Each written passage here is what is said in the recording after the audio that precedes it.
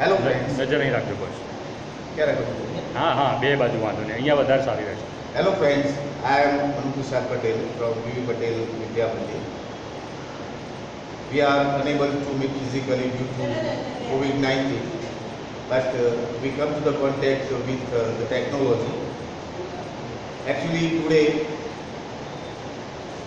Amrut sir was taking your lesson, but he was not well, and that is why I am going to teach you English grammar. So let's enjoy English grammar. મિત્રો, તમે જાણો છો કે English language એ ગુજરાતની અંદર ખાસ કરીને લોકો એનાથી દૂર ભાગે છે, એને એવોઇડ કરે છે, અથવા તો ઇંગ્લિશ સાથે જાણે કે આપણો કોઈ નાતું નથી એ પ્રકારની એમની એક વિચારધારા બની ગઈ હોય છે. પણ વાસ્તવમાં એવું નથી, કારણ કે English is A global language. અંગ્રેજી એક વૈશ્વિક ભાષા બની ગઈ છે, અને વૈશ્વિક ભાષા હોવાને કારણે કોઈ પણ પ્રકારે આપણે અંગ્રેજી ભાષાથી દૂર જઈ શકીએ એમ નથી. આપણે એ રીતે પ્રકારે કોઈ પણ રીતે અંગ્રેજી ભાષાના સંપર્કમાં રહેવું જ પડે છે, કારણ કે દુનિયાના પ્રવાહો એ અંગ્રેજી સાથે સંકળાયેલા છે. તો મિત્રો, અંગ્રેજી ભાષા એ આમ તો સરળ ભાષા, it is very easy language actually. જો તમે એને આત્મસાત કરવાનો પ્રયત્ન કરશો તો બીજી ભાષાઓ કરતાં તમે એને ઝડપથી શીખી શકો છો. તો આપણે સીધા આજના પોઈન્ટ ઉપર જઈએ છીએ કે અંગ્રેજી ભાષા ખાસ કરીને આપણે શીખવી હોય, જાણવી હોય, સમજવી હોય તો સૌથી મહત્ત્વની બાબત એ ગ્રામરનું ટેન્સનો પોઈન્ટ છે, એટલે કાળ. It is called that tenses are the heart of the language. કાળ એ કોઈ પણ ભાષાનું હૃદય છે. એટલે જો આપણે કાળ, અલગ અલગ જે કાળ છે એ કાળને જો આપણે આત્મસાત કરીએ તો કોઈ પણ ભાષાને આપણે સરળતાથી શીખી શકીએ છીએ અને એ ભાષાને વધારે મજબૂત બનાવી શકીએ છીએ, વૈભવી બનાવી શકીએ છીએ. તો મિત્રો, ચાલો આપણે આજે ટેન્સ વિશે હું તમને માહિતી આપું છું. તમે અહીંયા જોશો તો ટેન્સ એટલે કે કાળ. કાળના મુખ્યત્વે 3 પ્રકારો છે. સામાન્ય રીતે આપણે જે જાણીએ છીએ તે present tense, past tense and future tense. ગુજરાતીમાં જેને આપણે કહીએ છીએ વર્તમાન કાળ, ભૂતકાળ અને ભવિષ્યકાળ. આમ જોઈએ તો કુલ 12 ટેન્સીસ છે અંગ્રેજીમાં. ટેન્સીસ 12 છે. તેમાં વર્તમાન કાળના 4 ટેન્સીસ છે. સિમ્પલ પ્રેઝન્ટ એટલે કે સાદો વર્તમાન કાળ, પ્રેઝન્ટ કન્ટિન્યુઅસ એટલે ચાલુ વર્તમાન કાળ, પ્રેઝન્ટ પરફેક્ટ એટલે પૂર્ણ વર્તમાન કાળ અને પ્રેઝન્ટ પરફેક્ટ કન્ટિન્યુઅસ એટલે ચાલુ પૂર્ણ વર્તમાન કાળ. આવી રીતે ભૂતકાળના પણ 4 પ્રકારો આપણે જે લખેલા છે: simple past tense, past continuous tense, past perfect tense and past perfect continuous tense. એટલે કે સાદો ભૂતકાળ, ચાલુ ભૂતકાળ, પૂર્ણ ભૂતકાળ અને ચાલુ પૂર્ણ ભૂતકાળ. In the same way future ટેન્સના પણ આપણે આવી રીતે 4 કાળમાં એને દર્શાવી શકીએ છીએ: simple future, future continuous, future perfect and future perfect continuous. એટલે સાદો ભવિષ્યકાળ, ચાલુ ભવિષ્યકાળ, પૂર્ણ ભવિષ્યકાળ અને ચાલુ પૂર્ણ ભવિષ્યકાળ. તો સામાન્ય મેં તમને કાળ વિશે માહિતી આપી. હવે મહત્વની બાબત એ છે કે આપણે આ કાળને કેવી રીતે સમજીશું. કાળને ઓળખવો હોય તો આપણે કઈ કઈ બાબતોનું ધ્યાન રાખીશું, કારણ કે કોઈ પણ કાળને ગમે ત્યાં વાપરી શકાતો નથી. ચોક્કસ પ્રકારના કાળનો ઉપયોગ એક ચોક્કસ પ્રકારની ક્રિયા દર્શાવવા માટે થાય છે. આ આપણે ધ્યાન આપવું. વન્સ અગેન, કાળનો ઉપયોગ ચોક્કસ પ્રકારની ક્રિયાને દર્શાવવા માટે ચોક્કસ પ્રકારના કાળનો જ ઉપયોગ કરવામાં આવે છે. એટલે આપણે કયા કાળને, કઈ ક્રિયાને કયા કાળમાં દર્શાવીએ એ જો આપણે સમજી લઈએ તો આપણું ઘણું બધું કામ આસાન થઈ જાય. આપણે આરામથી એને સમજી શકીએ, કારણ કે આમાં એક ચોક્કસ પ્રકારની વાક્ય રચનાઓ હોય છે, ચોક્કસ પ્રકારનું એનું સેન્ટેન્સ પેટર્ન હોય છે દરેક કાળની, બરોબર. એટલે થોડુંક જો ધ્યાન આપીએ તો તમે કોઈ પણ વાક્યને જોશો તો એને જોયા પછી, વાંચ્યા પછી તમને તરત જ ખબર પડી જાય કે આ વાક્ય કયા ટેન્સમાં છે. જો આપણે આ વસ્તુ આત્મસાત કરી હોય, આ વસ્તુ વિશે આપણે જાણકારી મેળવી હોય કે કયો કાળ છે અને એ કયા પ્રકારની ક્રિયા દર્શાવે છે. એટલે કે ફરીથી ચોક્કસ પ્રકારની ક્રિયા દર્શાવવા માટે ચોક્કસ પ્રકારના કાળનો જ ઉપયોગ કરવામાં આવે છે. ઓકે, તો આપણે વન બાય વન અલગ અલગ ટેન્સીસ તમને વાત કરું છું. સૌથી પહેલા આપણે સિમ્પલ પ્રેઝન્ટ ટેન્સ લઈએ છીએ. સૌથી પહેલા તો આપણે સિમ્પલ પ્રેઝન્ટ ટેન્સ, જે વર્તમાન કાળનો પહેલો કાળ છે, સાદો વર્તમાન કાળ. તો આપણે જોઈ લઈએ કે મેં તમને પહેલા જ કહ્યું હમણાં કે કોઈ પણ કાળનો ઉપયોગ આપણે ગમે ત્યાં કરી શકતા નથી, પરંતુ ચોક્કસ પ્રકારની ક્રિયા દર્શાવવા માટે, એટલે પર્ટિક્યુલર જે કન્ડિશન છે અથવા તો પર્ટિક્યુલર જે વસ્તુ છે એને પર્ટિક્યુલર ટેન્સમાં જ લઈ શકાય છે. Okay, we can not indicate any tense in any sentences, but let's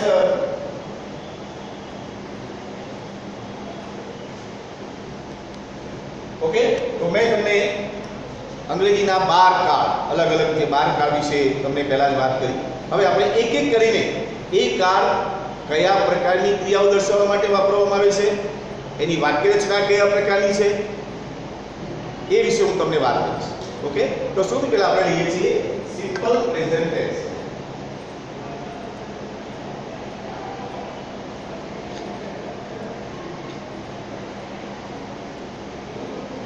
simple present tense. મિત્રો તમે તમારી નોટબુકમાં લખતા રહેશો અને તમે કોઈ પ્રશ્ન હોય તો પાછળથી આપણે જે સમય આપીએ છીએ એની અંદર મને પૂછી પણ શકો છો. ઓકે, તો સિમ્પલ પ્રેઝન્ટ ટેન્સ એટલે કે સાદો વર્તમાન કાળ. ફરીથી તમને યાદ દેવડાવું, મેં હમણાં જ તમને કહ્યું હતું કે ચોક્કસ પ્રકારના કાળને ચોક્કસ પ્રકારની ક્રિયા સાથે જ સંબંધો હોય છે. મતલબ કે ચોક્કસ પ્રકારની ક્રિયાને ચોક્કસ પ્રકારના કાળમાં મૂકી શકાય. તો આપણે જોઈએ તો સિમ્પલ પ્રેઝન્ટ ટેન્સને કયા પ્રકારની ક્રિયાઓ દર્શાવવા માટે આપણે સિમ્પલ પ્રેઝન્ટ ટેન્સનો ઉપયોગ કરીએ છીએ. ઓકે, જો કે તમારી પાસે પૂર્વ જ્ઞાન પણ હશે, કારણ કે ધોરણ 8 અને 9 ની અંદર પણ તમે આ કાળ વિશે થોડા પરિચિત થયા હશો. ફરીથી તમારું દ્રઢીકરણ થાય એટલા માટે ફરીથી હું તમારી સામે આ કાળ રજૂ કરી રહ્યો છું. એટલે ધ્યાનથી જોજો, સાંભળજો અને એના વિશે ચિંતન પણ કરજો અને પ્રેક્ટિસ પણ તમારે કરવાની છે. તો સૌથી પહેલા તો સાદા વર્તમાનનો ઉપયોગ એ રોજિંદી ક્રિયાઓ,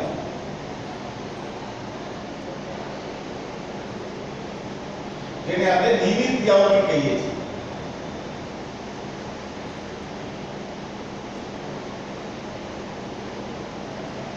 એટલે પહેલું તો સાદા વર્તમાન કાળનો ઉપયોગ એક તો રોજબરોજની ક્રિયા એટલે કે નિયમિત ક્રિયાઓ જે થતી હોય સામાન્ય રીતે, આવી ક્રિયાઓને આપણે સામાન્ય રીતે સિમ્પલ પ્રેઝન્ટ ટેન્સ એટલે કે સાદા વર્તમાન કાળની અંદર જ રજૂ કરતા હોઈએ છીએ. તમે કહો સર રોજિંદી ક્રિયાઓ એટલે કઈ ક્રિયાઓ? રોજિંદી ક્રિયાઓ એટલે એવું નહીં કે દરરોજ થતી જ હોય, થવી જ જોઈએ એવું જરૂરી નથી, પણ સામાન્ય રીતે અમુક ક્રિયાઓ તમે જોશો તો અમુક ક્રિયાઓ જે છે એ પછી વ્યક્તિ હોય, પશુ હોય, પક્ષી હોય, પ્રકૃતિ હોય, અમુક ક્રિયાઓ એની સાથે સંકળાયેલી છે. એ ક્રિયાઓ સામાન્ય રીતે એ થતી રહેતી હોય છે, દરરોજ એ ક્રિયાઓ થતી રહે, એટલે ના પણ થાય, પરંતુ એક પાર્ટ છે, ઇઝ અ પાર્ટ. અમુક ક્રિયાઓ જે છે એ એનો એક ભાગ બની ગયેલી હોય છે. આવી જે ક્રિયાઓ છે એને આપણે રોજિંદી ક્રિયાઓ કહીએ. દાખલા તરીકે હું તમને ઉદાહરણ આપું કે ભાઈ હું પોતે છું, આઈ એમ એ ટીચર, હું શિક્ષક છું, બરોબર? તો એક શિક્ષક તરીકેની અમુક ક્રિયાઓ મારી દરરોજની હોય છે. કઈ દાખલા કે હું સવારે સ્કૂલમાં આવું, સ્કૂલમાં વિદ્યાર્થીઓ સાથે પરિચય કેળવવું, વિદ્યાર્થીઓને મળવું, વિદ્યાર્થીઓને ભણાવવું, બરોબર? વિદ્યાર્થીઓની મુશ્કેલીઓ હોય તો એમને માર્ગદર્શન આપવું, ઘરે જવું, બરોબર? તો આ રજા હોય આ હોય તો નથી ભણાવતો, પણ as a teacher it is my common activity. આ મારી સામાન્ય ક્રિયા છે. આવી રીતે તમારી પોતાની પણ હોય એઝ અ સ્ટુડન્ટ, એક વિદ્યાર્થી છો તો વિદ્યાર્થી તરીકે પણ તમારી આવી કેટલીક સામાન્ય ક્રિયા હોય છે જેનો તમે ઉપયોગ કરતા હો છો, બરોબર? તમારા મમ્મી હોય, પપ્પા હોય, ભાઈ હોય, બહેન હોય, પ્રકૃતિ, સૂર્ય, ચંદ્ર, બરોબર ને, પ્રકૃતિ, તમે જોજો કે દરેકની અમુક ક્રિયાઓ નિયમિત રીતે થતી રહેતી હોય છે. એટલે મને લાગે તમે સમજી ગયા છો કે જે ક્રિયા સામાન્ય રીતે રોજબરોજ થયા કરે છે એટલે કે નિયમિત થયા કરે છે, આવી ક્રિયાને આપણે સિમ્પલ પ્રેઝન્ટ ટેન્સની અંદર વાપરીએ છીએ. ઓકે, દાખલા તરીકે આપણે જોઈએ કે ભાઈ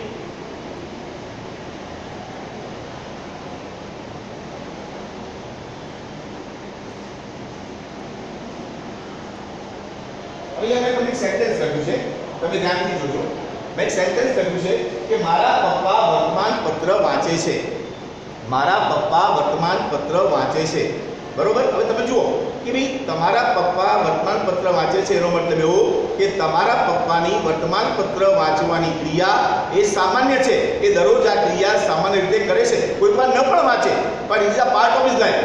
આજના જીવનનો ભાગ છે, એના જીવન સાથે આ જોડાઈ ગયેલી ક્રિયા છે કે સામાન્ય રીતે એ નવરા હોય, ઘરે હોય, હવે ક્યાંક બહાર ગયા તો ના પણ વાંચે. એવું જરૂર નથી કે દરરોજ એ ક્રિયા થવી જોઈએ, પણ એ ક્રિયા નિયમિત છે, સામાન્ય છે, કે જે સામાન્ય સંકળાયેલી છે. એટલે આવી જે ક્રિયા છે, એટલે મારા પપ્પા વર્તમાન પત્ર વાંચે છે મતલબ કે એવું કહેવા માંગીએ છીએ આપણે કે તમારા પપ્પાની વર્તમાન પત્ર વાંચવાની ક્રિયા એ સામાન્ય છે, કે દરરોજ એ ક્રિયા કરતા હોય છે સામાન્ય રીતે. એટલે આપણે આ વાક્યને કયા કાળમાં લઈશું? સિમ્પલ પ્રેઝન્ટ ટેન્સમાં લઈશું. ઓકે. ચાલો હું તમને એની વાક્યરચના સમજાવું છું કે ઇંગ્લિશની અંદર જ્યારે આપણે એને વાક્યમાં ફેરવવું હોય ત્યારે આપણે શું કરીશું? I will teach you letter on. Okay.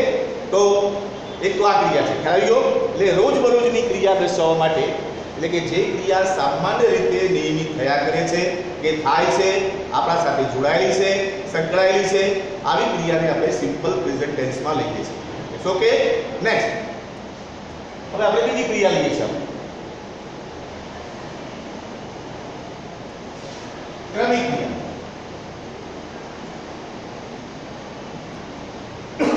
બીજી ક્રિયા એટલે કે ક્રમિક ક્રિયા. હવે ક્રમિક ક્રિયા આપણે કોને કહીશું? ક્રમિક ક્રિયા કોને કહીશું? કે અમુક ક્રિયા તમે જોજો કે દરરોજ થતી હોય, સામાન્ય થતી હોય છે, નિયમિત રીતે થતી હોય છે. પણ અમુક ક્રિયા એવી હોય છે કે દરરોજ નથી થતી, પરંતુ અમુક ચોક્કસ સમયે એ ક્રિયા થતી રહેતી હોય છે. અમુક ચોક્કસ સમયે એ ક્રિયા થતી રહેતી હોય. હું તમને ઉદાહરણ આપી કે ભાઈ દર ઉત્તરાયણ ઉપર અમે પતંગ ચગાવીએ છીએ, કે દરેક ઉનાળુ કે દિવાળી વેકેશનમાં અમે બહાર ફરવા માટે જઈએ છીએ. બરાબર. કે ભાઈ 15મી ઓગસ્ટે આપણે પ્રજાસત્તાક દિન ઉજવીએ છીએ વગેરે. એટલે તમે દરરોજ નથી કરતા, પરંતુ અમુક ચોક્કસ સમયે આ ક્રિયા નિયમિતપણે કરો છો એવું જ્યારે તમે બતાવવા માંગતા હો, એવું જ્યારે દર્શાવવા માંગતા હોઈએ આપણે, ત્યારે એને આપણે ક્રમિક ક્રિયા કહીએ છીએ. અને આવી ક્રમિક ક્રિયાને પણ આપણે સિમ્પલ પ્રેઝન્ટ ટેન્સમાં જ લઈએ છીએ. It's okay. એટલે આપણે બે ક્રિયાઓ જોઈ. સૌથી પહેલા તો રોજિંદી ક્રિયા એટલે કે નિયમિત ક્રિયા.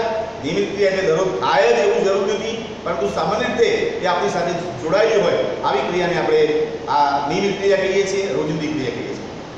હમણાં મેં તમને ક્રમિક ક્રિયા વિશે વાત કરી. એ ક્રમિક ક્રિયા એટલે કે જે ક્રિયા દરરોજ ન થતી હોય, પરંતુ અમુક ચોક્કસ સમયે એ ક્રિયા થતી હોય. એના ઉદાહરણો પણ મેં તમને આપ્યા. ત્રીજી ક્રિયા કે જે ખાસ કરીને પ્રોવર્બ કહેવત, અંગ્રેજીમાં આવતી કોઈ પણ કહેવત એટલે કે પ્રોવર્બ હંમેશા સાદા વર્તમાન કાળમાં જ આવે છે. Is it clear? એટલે કે કોઈ પણ કહેવતનો ઉપયોગ આપણે સાદા વર્તમાન કાળમાં જ કરીએ છીએ. ઓકે. નેક્સ્ટ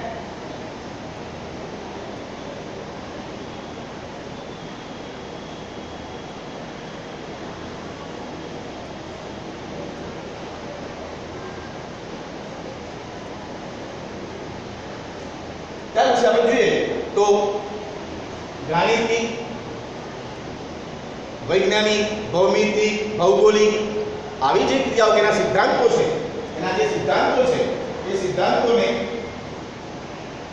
આપણે માત્ર સાદા વર્તમાન કાળમાં જ દર્શાવીએ છીએ. ફરીથી સાદા વર્તમાન કાળમાં આપણે ત્રણ ક્રિયાઓ આગળ જોઈ ગયા.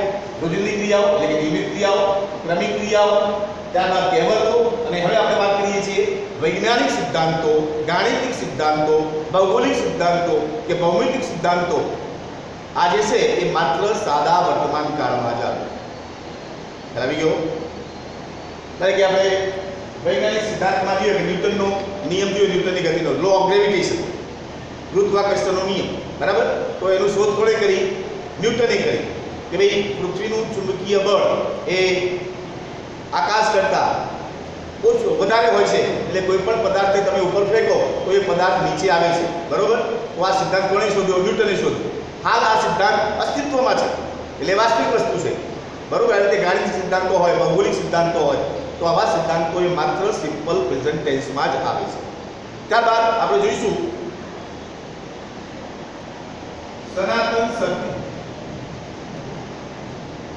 સનાતન સત્ય ક્રિયાઓ, જેને આપણે ઇંગ્લિશમાં યુનિવર્સલ ટ્રુથ એવું કહીશું. એટલે સનાતન સત્ય ક્રિયાઓ એટલે કઈ ક્રિયાઓ? What is called universal truth? એટલે કે સનાતન સત્ય ક્રિયાઓ આપણે કોને કહીશું? સિમ્પલ છે, જે ક્રિયાઓમાં ક્યારેય કોઈ પ્રકારનું પરિવર્તન ન આવતું હોય. મતલબ કે જે ક્રિયા ક્યારેય બદલાતી જ ના હોય, પહેલા પણ હતી, આજે પણ છે, હવે પછી એ જ રહેવાનું છે, એના સ્વરૂપમાં ક્યારેય કોઈ ફેરફાર થવાનો નથી કે કોઈ પણ ફેરફાર નથી થતો, આવી જે ક્રિયાઓ છે આ ક્રિયાઓને આપણે યુનિવર્સલ ટ્રુથ એટલે કે સનાતન સત્ય ક્રિયાઓ કહીએ છીએ. દાખલા તરીકે આપણે જોઈએ તો પૃથ્વી ગોળ છે, આપણે કહીએ છીએ પૃથ્વી ગોળ છે, તો આ કેવી ક્રિયા છે? સનાતન સત્ય. એવું ક્યારે બન્યું છે કે પહેલા પૃથ્વી ચોરસ હતી, અત્યારે ગોળ છે, હવે ત્રિકોણ થવાની છે?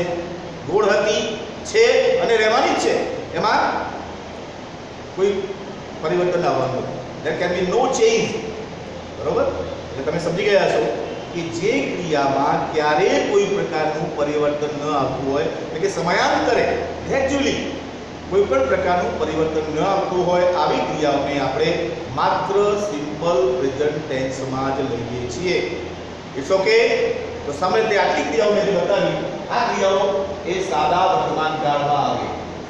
એટલે કે તમે સમજી ગયા છો. એટલે તમને હવે જ્યારે વાંચતા હો કે કોઈ પણ જગ્યાએ ગયા હો કે પુસ્તક વાંચતા હો ઇંગ્લિશમાં કે કોઈ પણ, અને તમે જોતા હો, if you want to I would say if you want to get the information about the tenses, જો તમે ટેન્સ વિશે માહિતી મેળવવા માંગતા હોય તો તમને ખબર પડી જાય વાક્ય જોતા સાથે, હા આ વાક્ય છે, આમાં કહેવા માંગે છે, એટલે આમાં તરુણની ક્રિયા છે એટલે સાદો વર્તમાન કરે જશે, આમાં ક્રમિક ક્રિયા છે, સત્ય છે, કહેવત છે, એટલે તમને ટોટલી ઘણો બધો ખ્યાલ આવી જાય કે આ વાક્ય કયા કાળમાં છે. તો ગુજરાતીમાં કોઈ બોલતું હોય, ગુજરાતીમાં ચર્ચા, કારણ કે વી આર ગુજરાતી, મોસ્ટલી તમે કન્વર્સેશન શામાં કરતા હો છો?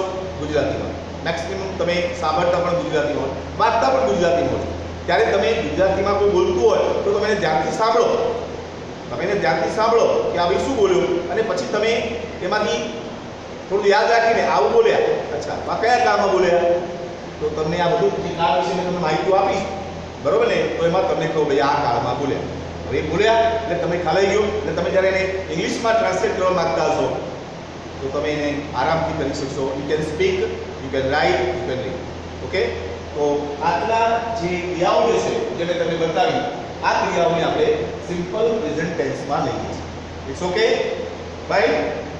સારું. હવે હું મૂળ વાત ઉપર આવું છું કે આપણે આ જે ક્રિયાઓ છે સિમ્પલ પ્રેઝન્ટ ટેન્સને આપણે કેવી રીતે દર્શાવી શકીએ, વાક્ય રચનામાં એનો ઉપયોગ આપણે કરવો હોય તો કેવી રીતે કરી શકીએ, એ વિશે હું તમને હવે વાત કરું છું. ઓકે. તો સૌથી પહેલા આપણે જોઈએ છીએ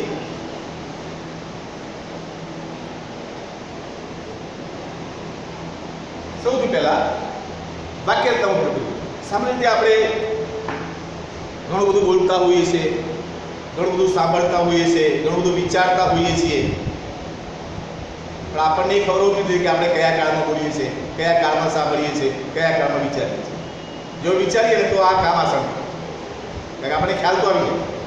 ઓકે. તો હવે સાદા વર્તમાન કાળનો, અને જનરલી આપણે જે પણ કન્વર્સેશન કરીએ છીએ, આપણે જે વાતચીત કરતા હોઈએ છીએ, મોટાભાગે 3 પ્રકારના વાક્યોનો ઉપયોગ વધારે કરીએ છીએ. એક તો હકાર વાક્ય, નકાર વાક્ય અને પ્રશ્નાર્થ વાક્ય. એટલે affirmative sentence, negative sentence and interrogative sentence. Okay. Maximum આપણે આનો વધારે ઉપયોગ આમાં કરીએ. તમે 5 કલાક બોલ્યા હોય તો એમાં 4.5 થી 4.5 કલાક તમે આ 3 પ્રકારની વાક્ય રચનાનો ઉપયોગ કર્યો છે. બાકી તમે ક્યાંક એક્સક્લેમેટરી વાપર્યું છે, ક્યાંક ઇમ્પેરેટિવ વાપર્યું છે, બટ એ મિનિમમ હોય છે. મેક્સિમમ આપણે એફર્મેટિવ એટલે કે એસર્ટિવ અને એફર્મેટિવ, નેગેટિવ અને ઇન્ટ્રોગેટિવ. એટલે તમે એફર્મેટિવ એટલે હકાર વાક્ય, એસર્ટિવ એટલે વિધાન વાક્ય, નેગેટિવ એટલે નકાર વાક્ય અને ઇન્ટ્રોગેટિવ એટલે પ્રશ્નાર્થ વાક્ય. એટલે આપણને એ પણ ખબર હોવું જોઈએ કારણ કે આપણે અંગ્રેજી શીખી રહ્યા છીએ. ઓકે. તો આપણે આ 3 હકાર, નકાર અને પ્રશ્નાર્થમાં સાદા વર્તમાનકાળની એક્ટિવ વોઇસની એટલે કર્તરી પ્રયોગની વાક્યરચના કયા પ્રકારની હોય છે એ વિશે આપણે હવે જાણીએ. સૌથી પહેલા તો આપણે જોઈશું કોઈ તો હકાર વાક્ય હોય એટલે કે એફર્મેટિવ સેન્ટેન્સ હોય તો સૌથી પહેલા શું આવશે? કર્તા, જેને આપણે સબ્જેક્ટ કહીએ. શું કહીએ છીએ? સબ્જેક્ટ. હકાર વાક્ય સિમ્પલ પ્રેઝન્ટ ટેન્સના એક્ટિવ વોઇસના, કારણ કે સિમ્પલ પ્રેઝન્ટ ટેન્સ કોઈ પણ કાર જે છે એને આપણે બે રીતે રજૂ કરી શકીએ છીએ, એક એક્ટિવ ફોર્મમાં અને બીજું પેસિવ ફોર્મમાં. હાલ હું તમને એક્ટિવ ફોર્મની વાત કરી રહ્યો છું. ત્યાર પછી આપણે નેક્સ્ટ ટાઈમ જ્યારે મળીશું ત્યારે હું તમને એક્ટિવ અને પેસિવ વિશે પણ વાત કરીશ. અત્યારે હું તમને એક્ટિવ વિશે વાત કરી રહ્યો છું. તો સિમ્પલ પ્રેઝન્ટ ટેન્સના એક્ટિવ ફોર્મના એફર્મેટિવ સેન્ટેન્સમાં એટલે કે હકાર વાક્યમાં સૌથી પહેલું પદ કયું હોય છે? સબ્જેક્ટ, જેને આપણે કર્તા કહીએ છીએ. ઓકે, ત્યારબાદ ક્રિયાપદનું મૂળ રૂપ આવે છે, જેને આપણે વર્બ કહીએ છીએ. ત્યાર પછી ક્રિયાપદનું મૂળ રૂપ, જેને ઇન્ફિનાઇટ વર્બ એવું કહેવામાં આવે છે, એટલે કે ક્રિયાપદનું મૂળ રૂપ કહેવામાં આવે છે. ઓકે, બરોબર, એ બીજું પદ હોય છે. ત્યાર પછી તરત શું હોય છે? ઓબ્જેક્ટ, એટલે કર્મ, જેને આપણે ઓબ્જેક્ટ કહીએ છીએ, એટલે કે કર્મ કહીએ છીએ. એટલે સિમ્પલ ખ્યાલ આવી ગયો કે એક્ટિવ વોઇસના સિમ્પલ પ્રેઝન્ટ ટેન્સના એક્ટિવ વોઇસના હકાર વાક્યમાં પહેલું પદ એક્ટિવ વોઇસમાં એ સબ્જેક્ટ હોય, ત્યાર પછી તરત જ આવતું પદ એ વર્બ હોય અને તરત પછી શું હોય? ઓબ્જેક્ટ. ઓકે, એટલે કે આ એક સૂત્ર જેને કહીશું આપણે, આ પ્રકારનું એક સૂત્ર જ છે. અને એ પ્રકારે જો આપણે એને સમજીએ વાક્યને તો આપણે ઓકે એ વાક્યને આપણે કહી શકીએ છીએ. હવે આપણે એક વાક્ય હું તમારી સામે રજૂ કરું છું. ગુજરાતીમાં હું તમને એક વાક્ય આપું છું, બરોબર? અને ગુજરાતી વાક્યમાંથી આપણે આ વસ્તુ શોધીએ છીએ. ચલો, કારણ કે આગળ મેં તમને કહ્યું કે મારા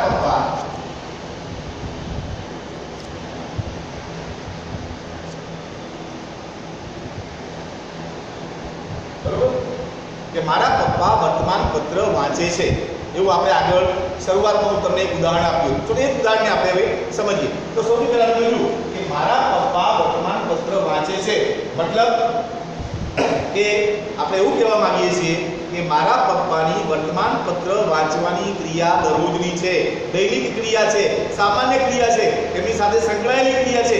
એટલે એને આપણે માત્ર સાદા વર્તમાન કાળમાં લઈએ. એટલે આ સાદો વર્તમાન કે નક્કી થઈ ગયું. ઓકે, હવે જુઓ કેવું વાક્ય છે? તો હકાર વાક્ય છે, એટલે એફર્મેટિવ સેન્ટેન્સ છે, એ પણ નક્કી થઈ ગયું.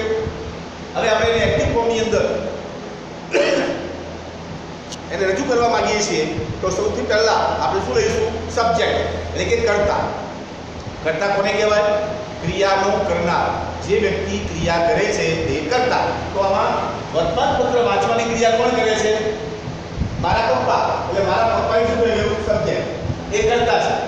ઓકે, ત્યાર પછી ક્રિયાપદ, એટલે કે કર્તા દ્વારા જે ક્રિયા કરવામાં આવે છે એને ક્રિયાપદ, એને વર્બ કહેવામાં આવે છે. તો તમારા પપ્પા દ્વારા શું ક્રિયા કરવામાં આવે છે? તો વાંચવાની ક્રિયા કરવામાં આવે છે. તો વાંચવું એ શું છે? વર્બ. એ શું છે? ક્રિયાપદ છે. અને કર્તા દ્વારા શું ક્રિયા કરવામાં આવે છે? તો શું ક્રિયા કરવામાં આવે છે? તો વર્તમાન પત્ર વાંચવાની. એટલે આ શું કહ્યું? ઓબ્જેક્ટ. બરોબર? ગુજરાતીની અંદર તમે જોશો, ગુજરાતીની અંદર એક્ટિવ વોઇસના હકાર વાક્યમાં પહેલા કર્તા હોય છે, પછી કર્મ હોય છે અને પછી ક્રિયાપદ આવતું હોય છે.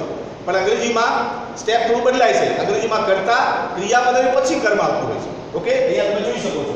જો ઉપર અહીંયા સબ્જેક્ટ તો બરાબર છે, અહીંયા તો જો વર્બ હતો, અહીંયા ઓબ્જેક્ટ થયું, અહીંયા ઓબ્જેક્ટ હતું, અહીંયા વર્બ થયું.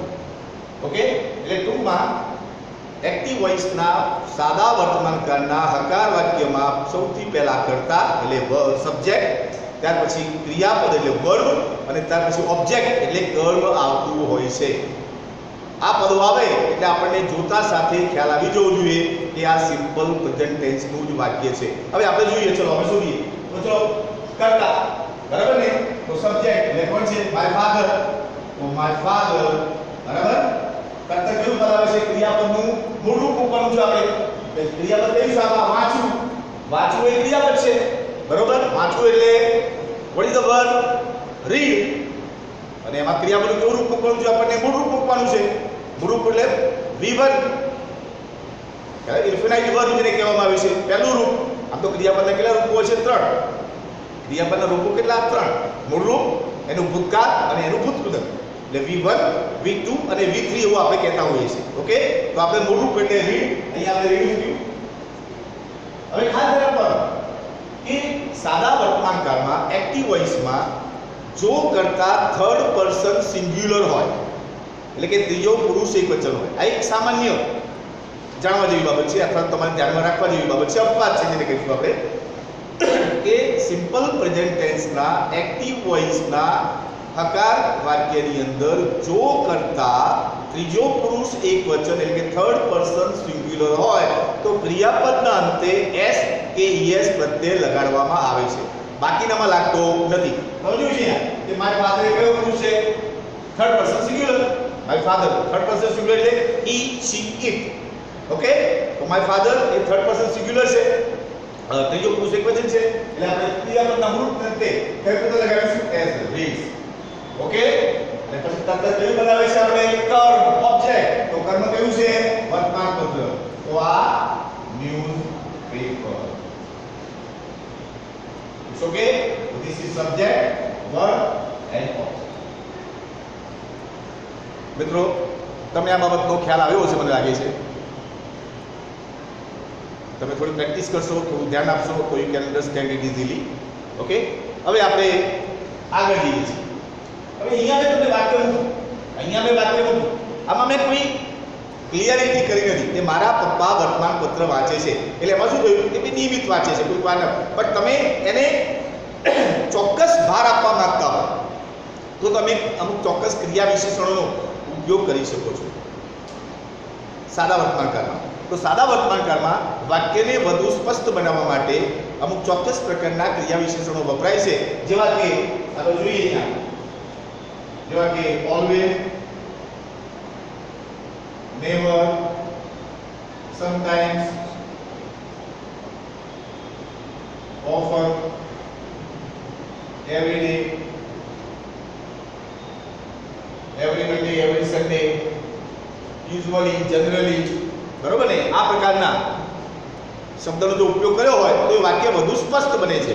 દાખલા તરીકે આપણે આ વાક્ય છે કે મારા પપ્પા વર્તમાનપત્ર વાંચે છે, આવું મેં કહ્યું, પણ હું એમ કહું કે મારા પપ્પા દરરોજ વર્તમાનપત્ર વાંચે છે, તો મેં વાક્યને વધુ સ્પષ્ટ બનાવ્યું. કયું શું કહ્યું મેં? Every day. તો આપણે જો આને ક્રિયા વિશેષણનો ઉપયોગ કરવો હોય તો my father reads the newspaper every day અહીંયા મૂકી શકો, અથવા તો in the beginning of the sentence or at the end of the sentence. બરોબર? તો આવી રીતે અલગ અલગ ક્રિયા વિશેષણોનો ઉપયોગ વાક્યને વધુ સ્પષ્ટ કરવા માટે પણ આપણે કરી શકતા હોઈએ છીએ. તો મિત્રો, મને ખાતરી છે કે તમને આ બધી બાબત સમજાતી હશે. જો તમે સમજવાનો પ્રયત્ન કરશો તો તમે વધુ સમજી શકશો અને એને વધારે તમે સારી રીતે રજૂ પણ કરી શકશો. હવે આપણે નકાર વાક્ય તરફ જઈએ છીએ. આપણે નકાર વાક્ય તરફ જઈએ છીએ. બરોબર? તો નકાર વાક્ય એ શું છે? આપણે આ નકાર વાક્યની એક્ટિવ વોઇસની સાદા વર્તમાનકાળની વાક્ય રચના જોઈ. બરોબર? આપણે આજે વાક્ય રચના છે બાકી. તો આપણે સાદા વર્તમાનકાળની એક્ટિવ વોઇસની હકાર વાક્યની વાક્ય રચના હમણાં જોઈ. હવે આપણે નકાર વાક્ય જોઈએ કે સિમ્પલ પ્રેઝન્ટ ટેન્સના એક્ટિવ વોઇસમાં નકાર વાક્ય આપ્યું હોય તો એની વાક્ય આપણે કયા પ્રમાણે કરીશું? તો નેગેટિવ સેન્ટેન્સ એટલે નકાર.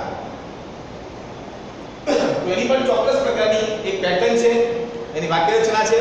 તો એમાં શું પહેલા સબ્જેક્ટ આવશે, કર્તા, ત્યાર પછી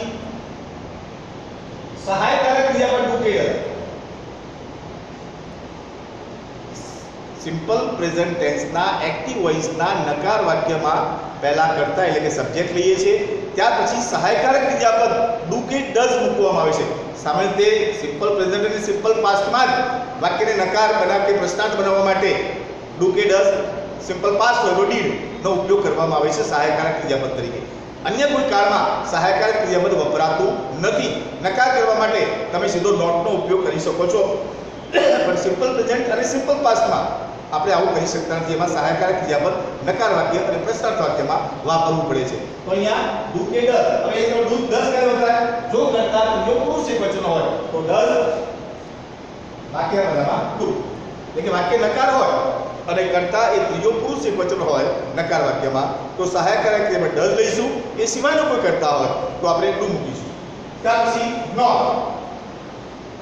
ત્યાર પછી ક્રિયાપદનું રૂપ, કર્મ અને અન્ય શબ્દો જે વધારે વાક્ય હોય એ આપણે મૂકતા હોઈએ છીએ. ઓકે, તો આપણે જોઈએ હવે વાક્ય રચના જોઈએ. હું તમારી સામે એક વાક્ય મૂકું છું અને ત્યાર પછી આપણે આ રીતે એની બાયફર્કેશન કરીએ કે કેવી રીતે આપણે એને અંગ્રેજીમાં રજૂ કરી શકીએ.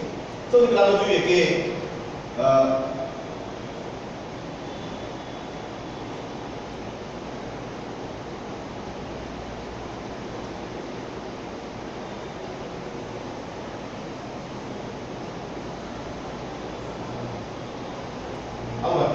કે રમેશ પ્રશ્નો પૂછતો નથી.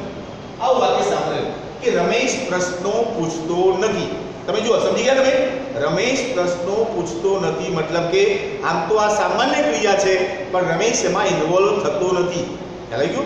છે તો સાદો વર્તમાન કરે, ત્યાં ક્રિયા આપણે કરવી જોઈએ કે નિયમિત રીતે એને આ ક્રિયા કરવી જોઈએ કે કરવી જોઈએ એને. It is a part of his life, પણ એ કરતો નથી એટલે એ નકાર અર્થ સૂચવે છે. બરોબર? તો સૌથી પહેલા જોઈશું આપણે કર્તા કોણ છે? રમેશ. ક્રિયાપદ કયું છે? પૂછવું. ક્રિયાપદ કર્મ કોણ છે? પ્રશ્નો. ખ્યાલ આવી ગયો? અને કેવું વાક્ય છે? નકાર.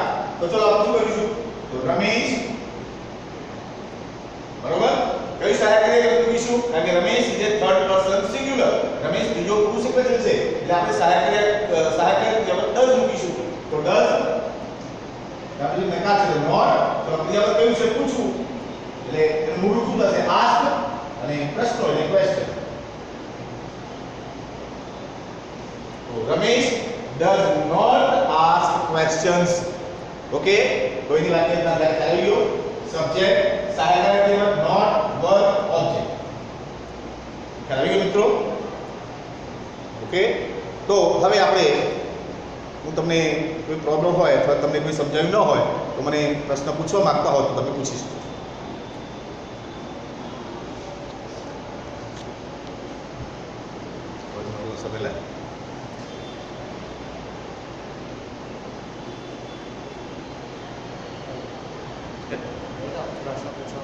હેલો, જેને પ્રશ્ન પૂછવો હોય એ મને પૂછી શકે છે.